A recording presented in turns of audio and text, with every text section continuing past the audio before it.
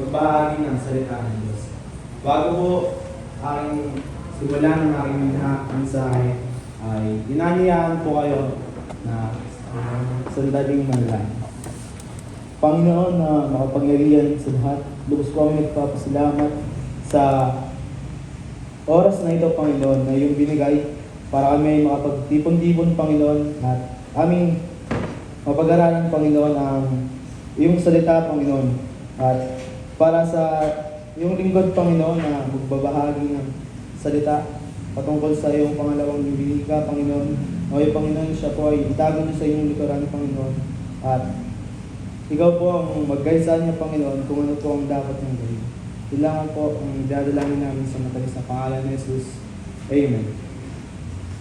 So para po sa aking mensahe ng mga kapatid, pinamagatan ko itong ang pag-asang maligtas or hope of salvation.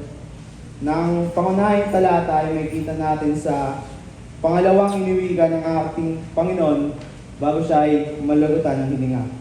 Ito ay matatagpuan sa Lucas chapter 23 verse 43 na sinasabi ko sa iyo, ngayon din isasama kita sa paraiso. So mga kapatid, kung ating pong mapapansin o mailalarawan, yung pagpapako po sa krus ay hindi po siya basta-basta lang o parang madaling parusa na ibinibigay sa isang tao.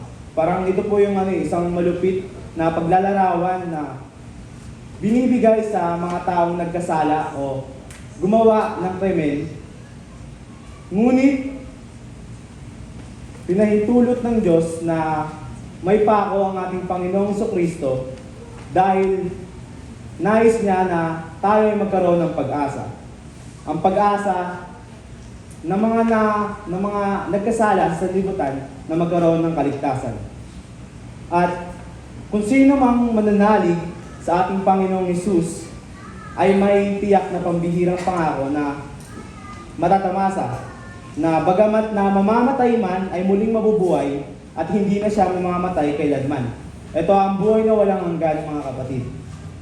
At ang pag-asa na ito ay ang kaligtasan na matatamo kung tayo sasampalataya sa ating Panginoong Hesus na tagapagligtas. At sa aking mensahe po ngayon ay may tatlo pong punto. At ang una ay ito ay pag-asa ng isang taong nagkasala. Pangalawa, ito ay ang pag-asang bunga ng pangako ng tagapagligtas. Pangatlo, ito ay ang pag-asang maaaring matamo ngayon. Para sa unang punto, ang pag-asa sa isang taong nagkasala. So, dito po, matutungayan natin, mga kapatid, na nung pinako ang ating Panginoong Hesus ay siya ay may kasama ng mga salarin. At ito ang dalawang salarin. Ang dalawang salarin na ito ay nagnanais o pareho lamang sila na magkaroon ng kaligtasan o nais nila na maligtas. Ngunit sila po ay hindi pareho ng kapaparaanan sa pakikipag-usap sa ating Panginoon. Dahil ang una po ay sa halip na magpakumbaba at igalang si Kristo, ito ang sinabi ng unang salarin na ating matatagpuan sa Lucas chapter 23, verse 39. Tiniyarin siya ng isa sa mga salaring nakapako sa tabi niya, hindi ba ikaw ang Kristo? Iligtas mo ang iyong sarili at pati na rin kami. So dito po sa talata ating mapapansin na yung salarin, yung approach niya, kapaparaanan niya is talagang ating makikita na walang kababaang loob o walang pagpapakumbaba, at dito makikita na hindi niya ina-acknowledge yung kakayahan ng ating Panginoong Jesucristo na siya ay maligtas. Next. At dito po sa isang salarin ating mapapansin ang kaibahan nila dahil nais nga rin ng isang salarin na maligtas, ngunit dito makikita natin, ito lang ang sinabi ng salarin. Jesus, alalahanin mo ako kapag naghari ka na. Matatagpuan natin sa Lucas chapter 23, verse 42. So dito po sa talatang ito, sa sinabi ng isang salarin, ating makikita yung kababaang loob o yung yung parang pagtitiwala ng isang salarin sa ating Panginoong Jesucristo na tiyak na talaga siyang maliligtas ng ating Panginoon kahit na una pa lang silang nagkita o nakasalamuha o nakausap doon sa krus ng Kalbaryo.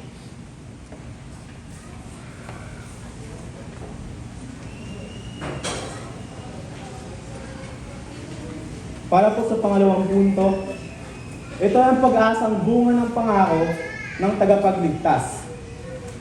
Dito po ay may dalawa pong pinupukasan dito. Ang una, ang pangakong paraiso ng tagapagligtas. Ano ito? Ang paraiso o ang kaharian ng Diyos ay wala dito sa lupa. Gayunman, ang kingdom of God o paradise, ito ang paghahari ng Diyos sa ating buhay. At ang paraiso ay dumating sa salarin dahil nakiisa siya sa Panginoong Hesus. So, mga kapatid, nung pinako si Kristo at siya ay namatay, hindi naman po siya kagarang umakyat sa langit, Nagkaroon po siya ng proseso. Siya po ay namatay at inilibing. At yung mga kasama ng salarin, maaari pong inilibing o itinapon na lang po kung saan-saan. Ngunit, sa paniniwala po ng mga Hudyo, ang paraiso para sa kanila ay kapag namatay ang isang tao, ay hindi hiwalay ang kaluluwa sa katawan kapag sila ay namatay. At ang kanilang mga bangkay ay kanilang pinaniniwala ang muling mabubuhay sa muling kapag dumating na ang paghukom. At kapag oras na daw ng paghukom is dito na daw po darating yung kaharian ng Diyos dito sa lupa. Which is isa pong malaking kabulaan na kasinungalingan. Dahil sinabi na ng ating Panginoong Hesus na ang kaharian ng Diyos ay hindi natin matatagpuan dito sa lupa. Gayunman, ang paraiso ay ang paghahari ng Diyos sa ating mga buhay. Kaya nga sabi ni Apostol Pablo na kung tayo man ay mamatay o mabuhay, ay sa Panginoon tayo. At dahil sa pakiisa o sa pananampalataya ng isang salarin, ay dumating sa kanya ang paraiso. Dahil ito, sa kanyang pananampalataya, ay tinanggap niya ang pag-asang maligtas. At dito mga kapatid, wala na siya sa kahatulan ng Diyos. Para po sa ang pangako ng tagapagligtas ngayon, kailan ito? Lucas chapter 23 verse 43. Sinasabi ko sa iyo, ngayon din, isasama kita sa paraiso. Dito po sa mga talata na ito, o sa salitang binanggit ng ating Panginoong Hesus, ating makikita na nangangako si Hesus sa oras na iyon na makakasama niya ang salarin sa paraiso sa kaganapan ng paghahari niya. At dito po sa mga salitang binanggit ng ating Panginoon, is makikita dito yung compassion, assurance at pag-ibig niya na kung sino man ang tao o gustong bumalik o gustong tanggapin siya, ay andyan siya palagi, handang tumugon para sa mga taong nais na magsisi.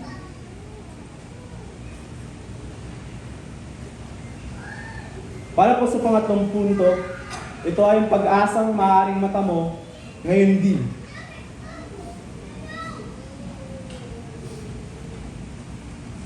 Ang paraiso ay ang paghahari ng Diyos sa tao. At ito ay ang pinangako ni Kristo. Ngayon din, sa sino mang mananalig, ay tiyak na matutupad sa muli niyang pagdating. Para sa ating supporting verse na matatagpuan sa Thessalonica chapter 4 verse 15 to 16, ito ang katuruan ng Panginoon na sinasabi namin sa inyo. Tayong mga nabubuhay pa, tayong mga natitira pa hanggang sa pagparito ng Panginoon ay hindi mauuna sa mga namatay na. Sa araw na iyon, kasabay ng malakas na utos, ng tinig ng arkanghel at ng tunog ng trumpeta ng Diyos, bababa ang Panginoon mula sa langit. Ang mga namatay na sumasampalataya kay Kristo ay bubuhayin muna. Dito po sa talatang ito ay ine-emphasize lang na kung sino man sa ngayon yung kung kayo po ay mahal na yung mauna, is hindi po yung magiging disadvantage para sa kanila kung sila po ay nauna nang namatay, dahil nga po sinasabi sa talatang iyan na sila po ay bubuhayin muna ng ating Panginoon, at dito po makakasama niya sila sa kanyang paghahari sa muling pagdating ng ating Panginoong Hesus.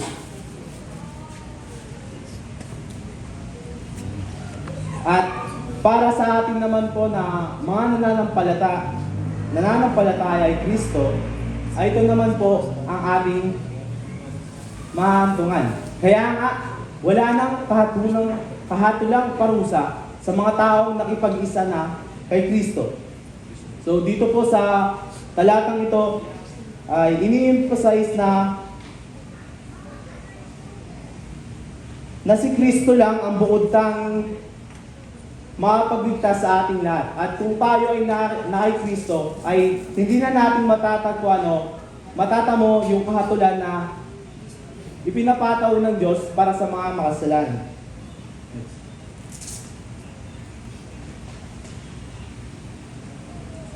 Ayon sa Roma chapter 8 verse 24 to 25, naligtas tayo dahil sa pag-asang ito. Ngunit hindi yung matatawag na pag-asa kung nakikita natin ang ating inaasahan, sapagkat sinong tao ang maasa pa kung ito'y nakikita na niya. Ngunit kung umaasa tayo sa hindi natin nakikita, hinihintay natin iyon ng buong tiyaga. So sa talatang ito, mga kapatid, ating may kita ng kaligtasan is rooted siya sa pag-asa. Sa pag-asang ibinigay ng ating Panginoong Diyos. At sa pag-asang ito, sa ating paghihintay ay kinakailangan ng pagtsatsaga. At kung tayo man mga kapatid na may kinakaharap na mga suliranin o pagsubok, ay kinakailangan na dito ma-apply ang isa sa ating katangian ng mga Kristiyano o believer ni Christ, ang ating pagtsatsaga. At dahil sa muling pagdating ni Kristo, siya ay ganap na maghahari at bubuhayin muli ang mga namatay na. At tayo ay tiyak na maliligtas dahil ito ang pangako ng ating Diyos. At ang pangako na ito, mga kapatid, ay isang maasahang pangako, at ang pangako ito ay isang pag-asa para tayo yung maligtas. Para po sa ating conclusion, sapagkat gayon na lamang ang pag-ibig ng Diyos sa sangkatauhan, kaya ibinigay niya ang kanyang kaisa-isang anak upang ang sino mang sumampalataya sa kanya ay hindi mapahamak, kundi magkaroon ng buhay na walang hanggan.